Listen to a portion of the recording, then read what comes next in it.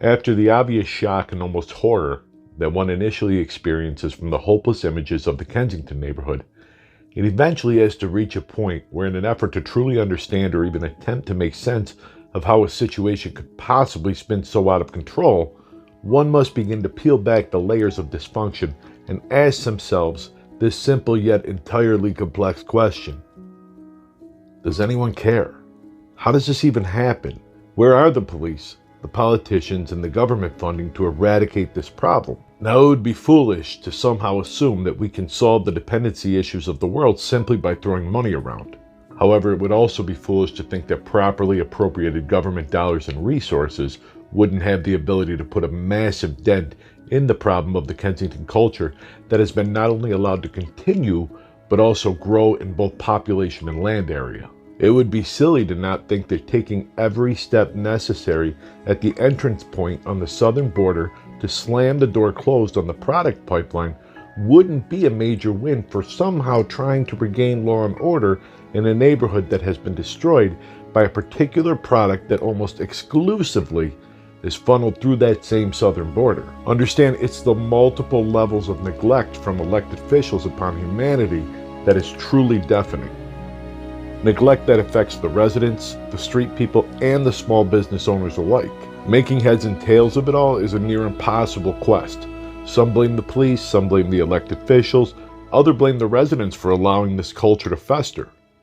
I think in the grand scheme of things, any intelligent person would come to the conclusion that its growth and continuation is absolutely intentional, even to the point of being intentional by design. Understand that the Kensington neighborhood has been victimized by multiple dependency epidemics over the course of the better part of nearly 40 years. 40 years, and no one in power has been able to offer any sort of relief to its tax-paying and law-abiding residents. 40 years with no significant change. 40 years of transients wandering the neighborhood. 40 years of property crimes committed by desperate users. 40 years of different faces representing the same political party. Yet here we are in 2022, and this crisis in Kensington shows no sign of slowing down. As a matter of fact, as I stated earlier, it's actually a crisis that continues to grow, which again would lead one to believe that somewhere in the chain of power and command, someone is reaping the benefits of this debacle. As the transient population continues to grow in spite of a record amount of lives lost, nothing has changed. As crime levels in every category rocket through the roof and the substances themselves have morphed into being more deadly than ever before, nothing has changed. As the small businesses continue to close, leaving behind empty storefronts and a shrinking tax base, nothing has changed.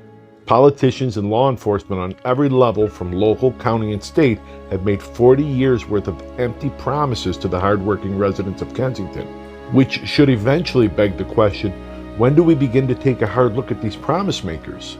Why are the fundamentals of building and maintaining law and order being ignored? Fundamentals such as textbook law enforcement. Since when is it okay to have the principles of law enforcement completely circumvented by political opinion?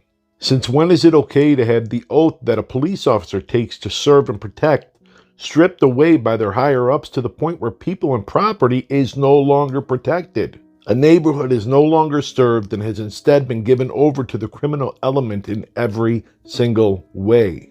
Now, I've made it abundantly clear in past videos that the Philadelphia police officers assigned to the Kensington neighborhood are absolutely in stand-down mode and not allowed to work in a proactive manner. And the reasoning behind that is based on the opinion that arresting the street people does nothing to solve the problem. To which my response is leaving them to wander does nothing to solve the problem either. The outright allowance of letting the product freely flow through the streets does nothing to solve the problem.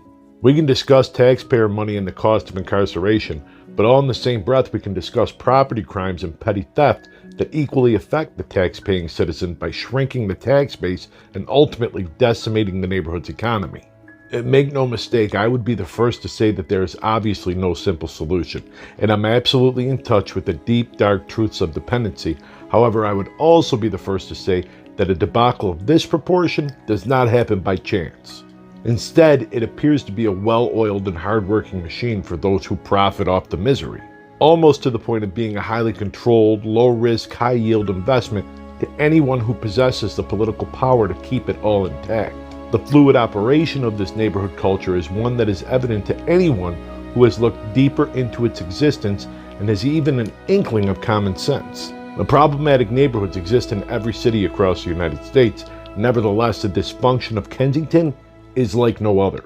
Organized chaos that is complete with damage control and willing partners that keep it both profitable and operational. And it would certainly appear that the money trail is long and makes many stops along the way. It is evident by 40 years of dysfunction that those with the power and ability to shake the foundation of lawlessness quite simply have no interest.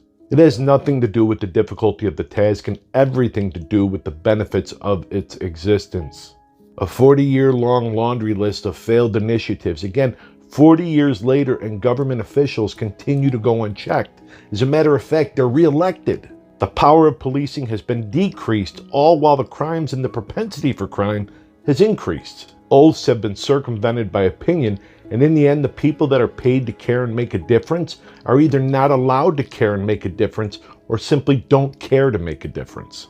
They have unfortunately become robots employed by the system to do exactly what the system has instructed them to do. A blatant disregard for the well-being of humans, and frankly, a disregard for all that is lawful. And ladies and gentlemen, the overwhelming evidence of this is served up in the sickest of ways, 24 hours a day, 7 days a week. My hope is that as more people learn about the atrocities of Kensington, more people will join in the outcry to save these people, save this neighborhood, and save our inherent right to live in safety and be protected by the ones who have taken the oath to do just that.